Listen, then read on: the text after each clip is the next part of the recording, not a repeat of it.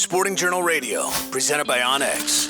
Time now to head up to Lake of the Woods to check in with Joe Henry from Lake of the Woods Tourism, who was just up at Lake of the Woods here earlier this week. Joe, how you doing? Tell you what, man, got some good walleyes, Brett. Yeah, I've heard fishing's been great. I know the water's a little high up there. What was it like when you were up there?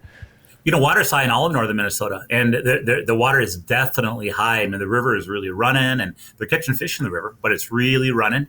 And yeah, the lake is high too. And tell you what, man, you know, resorts, if you're a resort owner, you have to be one resilient person because they're constantly dealing with adversity of some type, you know, whether it's marketing or pandemics or gas prices that are four and a quarter. I mean, there's always something you got to overcome. And that's why they're entrepreneurs. They make the experience good for the customers regardless. And, you know, right now there's some high water up there. So a lot of our resorts have had to, you know, do some things to their docks. Some of them made a double dock. Some of them have, you know, and there shows an example of some docks underwater. But now that resort, for instance, wouldn't be using that dock. They'd be using another alternative dock where they either built it up or they have a floating dock that they drive over the charter boats over to. Or, I mean, they're doing things to make it work. So people are getting out fishing, and luckily fishing's good. Yeah. So, I mean, they've been dealing with some adversity, but it's not keeping people from getting up there and going fishing.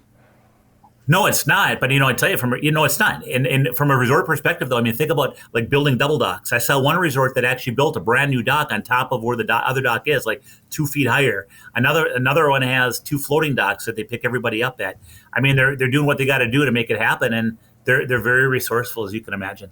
Well, that's what you got to do. I mean, they've dealt with quite a bit over the last few years, and they've learned they learned to make it through. But that just means I want to go up there and give them some business even more to help them through it, of course. And I'm excited to get up there later this summer. How was it? You were just up there. How was the fishing, Joe? Yeah, you know what? I was just up there. Fishing was really, really good. So we shot a TV show with a gentleman by the name of John Bergsma, who's got Fisherman's Digest, and his show, Brett, airs on a number of national networks and some regional ones as well. And we decided to do kind of a family show on a charter boat. So we went out with Jimmy Nye, who was with Adrian's Resort, and you know, when we did the TV show, it's a tourism show, so we didn't let anybody know which resort we went out with, but we went out with, you know, him and his daughter and his son-in-law, and then myself and John Bergsma and a videographer. And I tell you, we went out to do a jigging show, and we hit our first spot. Man, we started catching fish right one after the other, and none of us had really been out fishing recently, but we caught a lot of walleyes jigging over the side of the boat. We went to another spot, and we kidded around because all we caught there was saugers, a couple keepers, but it was a sauger hole. And then we shot to another area. We left fish just because we'd heard of some fish bite in another spot. And the first spot, we really didn't catch anything. The second spot we pulled up to, before the anchor was even dropped, Becca dropped her jig in the water and caught a 26-incher. And then we ended up whacking a bunch of walleyes there. And then on the way home, we were throwing real nice eaters back because we had all of our walleyes, you know, for 5 people. We had, a few keeper saugers, and then we had 2 jumbo perch. So we were coming back, and we're like, well, we got plenty extra time, and we got our limit early. Let's see if we can't catch some big walleyes. So we stopped at 2 different big fish spots that I would call a big fish spot. And in both locations, we did not connect. There weren't a lot of fish around, and there were deep rock humps coming out of the mud. Both spots were. But, yeah, so, I mean, incredible fishing. And that's, I mean, I can tell you, people are trolling cranks on both sides of Pine Island, all around it, catching their limits of walleyes. People are out in front of the Morris Point Gap. They're over by Zipple Bay Resort. They're out of Long Point, out of Twin Rocks. I mean, up at the Angle. I was just there last week, as you know, and heck, they're still catching a ton of walleyes up there. So fishing right now is really, really good if you want to catch a bunch of walleyes. What kind of water temps did you see up there? Right now, we're looking at high 40s. Last week when I was up at the Northwest Angle, it was 46. And yesterday we're looking at the high 40s. So when we were on we went up to the northern part of Big Traverse Bay, and I caught a couple of males that were still milking.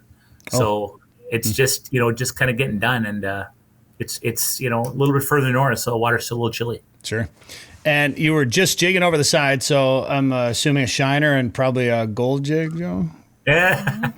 You know what? So I went to the bait store to grab some crawlers in case we wanted to drift with spinners, and we already had the frozen shiners. And the bait store owner said, all right, you got to try this jig. You got to try this jig. I think it was from Mission Tackle. Normally I use Tom's Tackle jigs up there. They're so good. But this was a Mission Tackle jig. And what it was a gold-headed jig with kind of that prism, kind of that disco ball look. And then it had some tinsel, some red tinsel on it. And of course, I put my emerald shiner. That worked great. But quite honestly, so did the Tom's Tackle jigs. Normally, Brett, I like using that. My go-to jig up there is that one that's a gold jig, but then the very front of it's painted glow white. And then it has a strip of pink. And then the back part of that jig is gold. That is a good jig. But, those bright colors like that, and certainly gold. Yes, gold. I did use gold. And gold worked again. Yes, it did. Gold and Lake of the Woods. You can't really go wrong with that. Joe, I'm gonna be seeing you here in a few days, right? In St. Cloud? Yeah, we're gonna be hanging out, man. We're gonna be doing a little bit of, as they'd say, networking. And then we're also gonna be seminar speakers as well, aren't we? We are, yeah. This will be my first time going to this. This is gonna be a good time for me. It's going to be a good time. Yeah. We got a tourism group called the Minnesota Association Convention and Visitor Bureaus, and it's destination leaders like myself, as well as some vendors and other stakeholders in the industry. Explore Minnesota tourism. We have some lobbyists, things like that, but we all come together and we have education and different things regarding tourism in the state of Minnesota. And very good meetings. We have a 2-day conference that's taking place in St. Cloud, Minnesota.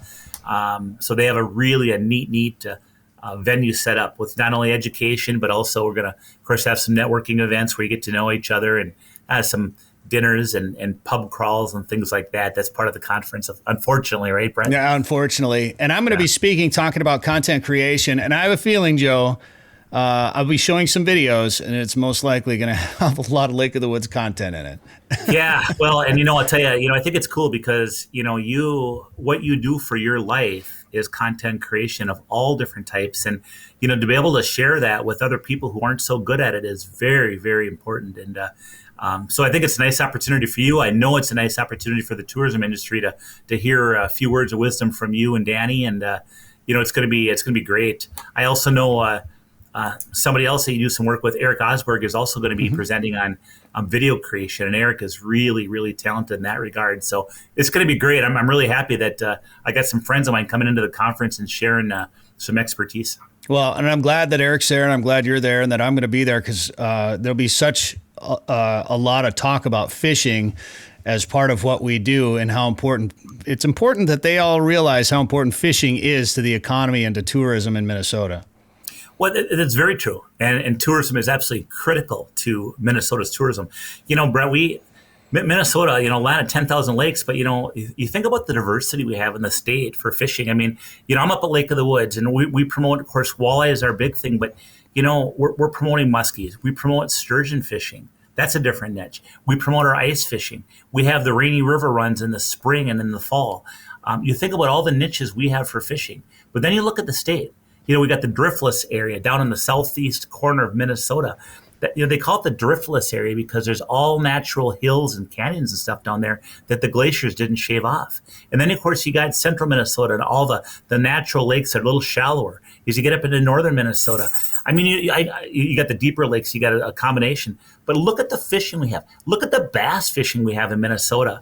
And I'm not a bass guy, I'm more of a walleye guy, but I kid around with them. My buddies are bass guys, but we have such good bass fishing in Minnesota. Look at our rivers and the smallmouth bass.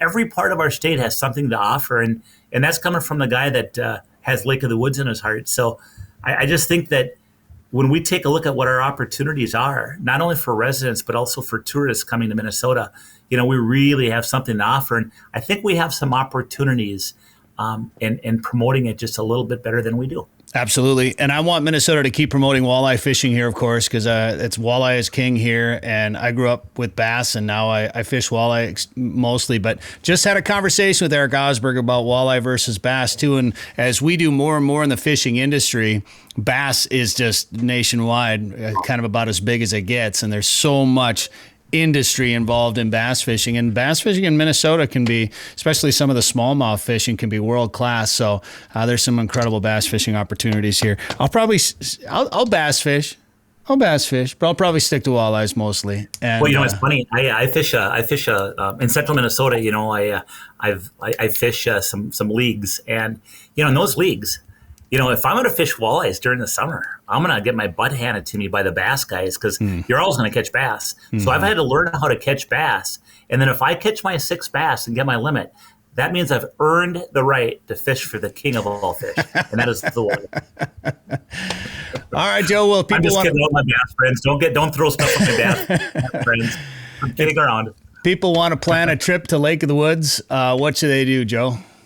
Yeah, you know what? Hey, check out our website. We got everything there and a real good tool to plan, and that is lakeofthewoodsmn.com. Hear more at sportingjournalradio.com or wherever you get podcasts.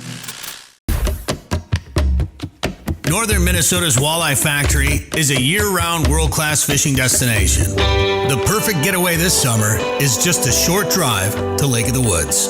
Fish Big Traverse Bay, the Rainy River, or visit the unique Northwest Angle. To catch big fish, you have to go where the big fish are. Plan your trip to Lake of the Woods at lakeofthewoodsmn.com. That's lakeofthewoodsmn.com.